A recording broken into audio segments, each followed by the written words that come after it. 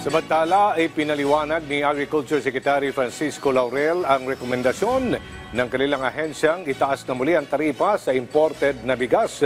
Sa isang panayam, sinabi ng kalihim na marami ng stock ng lokal na bigas ang bansa at kinakailangan na din itong may benta para na rin mapaluwag ang mga warehouse ng rice traders, rice millers at maging National Food Authority. Dinagdag pa ni Laurel ay kailangan ding maprotektahan ng mga lokal na mga magsasaka mula sa matumal na bentahan. Isinusulong din ang kagawaran na pansamantalang itigil muna ang pag-aangkat na bigas upang mapagandaan ang susunod na harvest season.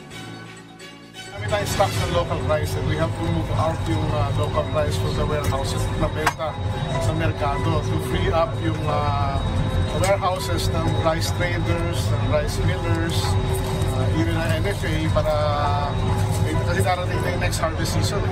So it's to flush out local rice to the market. That's one. And of course, kailangan na rin i-increase yung ating taripa sa bigas dahil mababa na rin ang world price.